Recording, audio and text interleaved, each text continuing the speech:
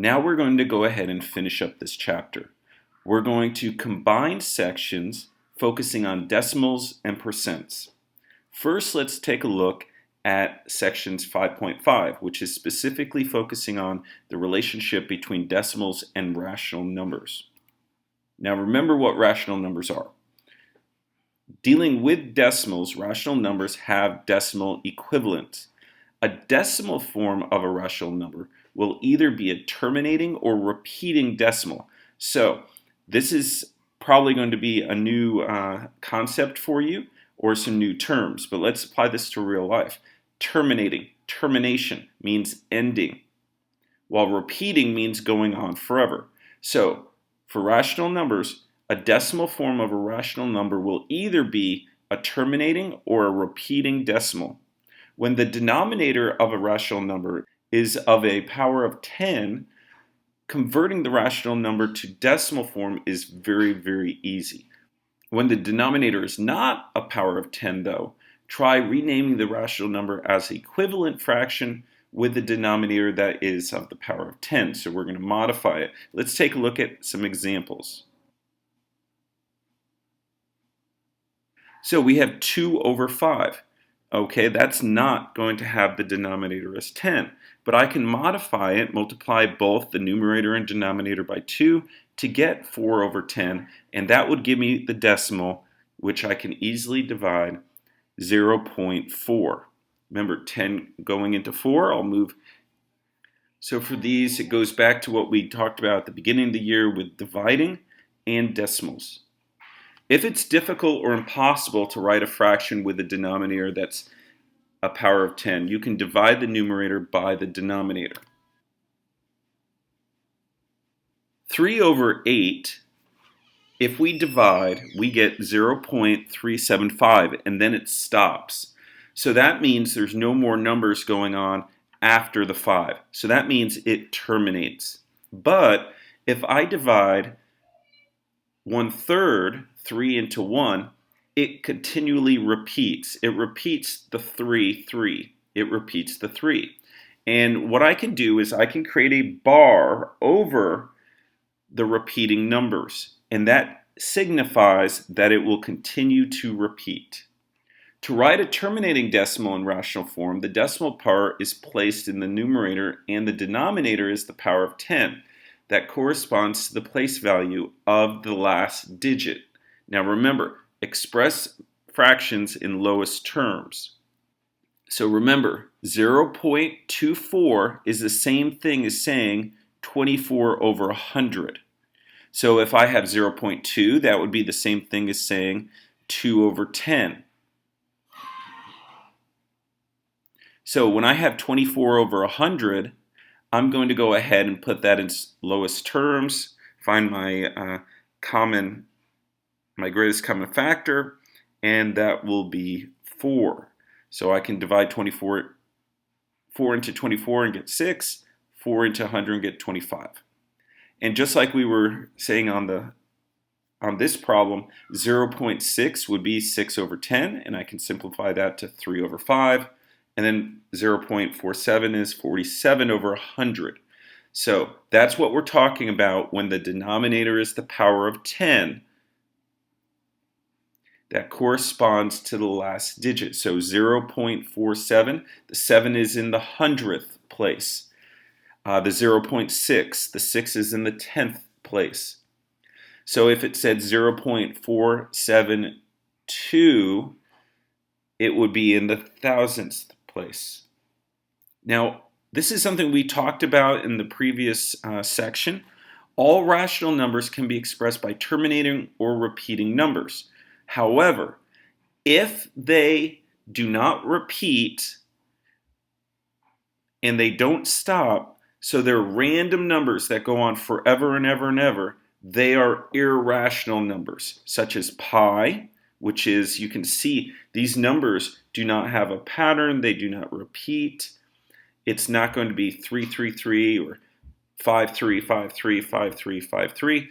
It's random. So these are irrational numbers. Okay, we're going to take a look at these 6 examples. I want you to write down, you can go ahead and pause this, but I want you to write down if they are going to be rational or irrational. Now, if they are rational, please tell me if they're terminating or repeating. So go ahead, pause this. Okay, let's take a look at our answers. Okay, I can place the bar over the 45, 0.45, because that's repeating, so that's a rational number. 0.5416, and then the 6 repeats, so I can put a bar over that. That's repeating, so that's rational. 0.583 is terminating, so that's rational. And then the square root of 15, that's irrational. There is no square root of 15, and then if I do it, the number goes on forever. Then we have 0.929. Looks like it's going to repeat 2, but then we have a little issue here. We have a double 2, a 9, and then a triple 2. So it goes 92, 922, 9222. That is a pattern, but that's not going to be a repeating pattern. So that's irrational. And then the last one, we have 5, and then the focus here is 83, 83, 83, and that's going to be repeating. And oh, looks like I got to fix my little answer here. Let me fix my little answer. This should be 83. Whoop. There we go. Let's jump back on here. And let's go to percents. Section 5.6. Now remember, we did talk about percents at the beginning of the year. A percent is a ratio that compares a number to 100. Percent means per 100. And the symbol is located here. Has the two little circles and the line, diagonal line. So 47% means 47 out of 100, or 47 per 100. To convert a percent to a decimal, we're going to replace the decimal symbol, which is the per 100. We're going to divide by 100. Now to divide by 100, we're going to move the decimal place, or the decimal point, 2 places to the left. Remember, that's the key, to the left, and we did talk about that this year.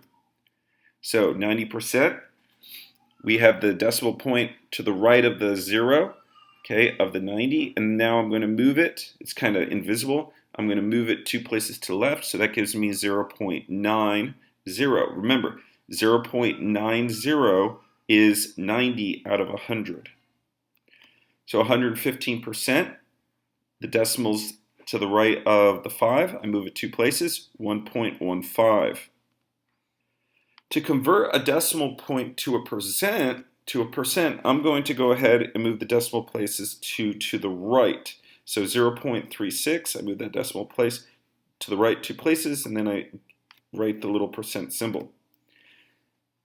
Okay, so it doesn't mean that it's going to be a whole number. Here we have a decimal percent. So I move it 2 places to the right, and that gives me 0.2%. Take a look at the practice examples. Okay, take a look at the examples in the practice. I want you to go ahead and see if you can answer the questions. Go ahead, pause this, and then I'll show you the answers. And we can do 2 different methods to figure out a percent. I can do cross multiplying, or I can just find greatest common factor. And I'll take either one. So go ahead, pause this, and see if you can figure out the answers. Okay, so n, if we cross multiply, we get 30%. If we find the greatest common factor, I can find 2 goes into each one, and that's going to be 75 over 100, so that would be 75%. Then if I go ahead and I take 1 over 4, I can do cross multiply with blank out of 100 to find a percent if I wanted to do that. Same thing with 19 over 25. And of course, that's writing each as a fraction as a percent over 100.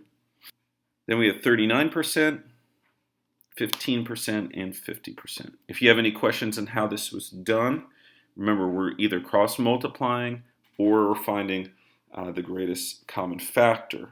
Now 1 over 2, you guys can just divide, and then you have 0.5, and then you move those decimal points over, and that's totally fine as well. Now writing a fraction as a percent, we're going to divide the numerator by the denominator and basically change that decimal to a percent by multiplying. Okay, so let's go ahead and convert 11 over 6 to a percent. So 11 over 6 is not going to be a even whole number, so I'm going to divide and then I have to multiply by 100. Okay, to get that percent. Go ahead, pause this, try and do the examples here. Okay, so you want to divide, take the decimal, and then multiply it by 100. Okay, here's our answers. Okay, so hopefully you check your answers. Okay, here are some more practice problems. We're going to go the opposite direction. We have our percent, and I want you to give me a fraction. So you're going to rename the percent as a fraction, then simplify. So let's kind of do this here. Okay, remember, we have 3 over 5 for 60%. How did I get that? Well, I got 60 over 100. 60 over 100, and then I'm going to simplify. Okay, in the same way, 48 over 100, I'm going to simplify to get 12 out of 25. Okay, so if you want to go back, do these again. Okay, out of 100. Now let's focus on rational numbers, specifically percent formulas. Now the basic percent formula to find the part of something is percent times the whole equals the part.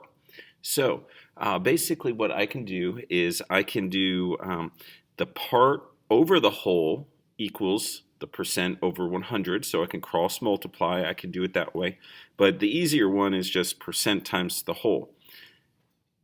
But here's where it's going to get a little tricky. What if they just give you the whole and the part and you have to get the percent? Or what if they give you the percent and the part and you have to get the whole? That's when putting part over the whole equals percent over 100 and then you cross multiply will be better. Take a look at the examples. And we have what number is 50% of 78? So I can do 50%. I can plug in 50 times the whole, which is 78, to get the number. So remember, 50%, I can do half, I could do 0.5, and I can multiply that by 78 to get 39. So let's try it here with 120%. 120% of 90. So 120 is going to be the percent. Then I have 90 is the whole. And so I can do percent times whole, so 90 times 100, or I can cross multiply. So in these two cases, just percent times whole equals the part. That's easy. I don't have to cross multiply. I could have just multiplied those two. So I want you to go ahead, try these practice problems, and then go ahead, pause this, and then you can check your answers. So go ahead, pause. Okay, here are your answers. Now, we're doing the same thing when we have part over whole. So the basic percent formula to find the percent. Okay, here we have a practice problem. What percent of 3 is 2? So here I'm given 3 is the whole, and I'm given the part. So here's the problem. What is the percent? So now I can't just multiply those two. I would have to either cross multiply or try and separate the 3 from the percent part. So I'd have to, if I divide by 3 on the right, I'd have to divide 3 on the left, so 2 over 3.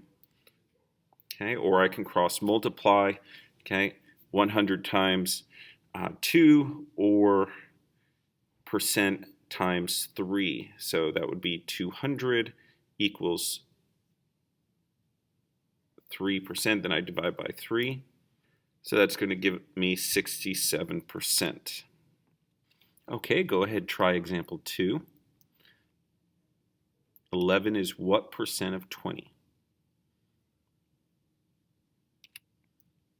Okay, here's our answer, and as I said, we can do it 2 different ways.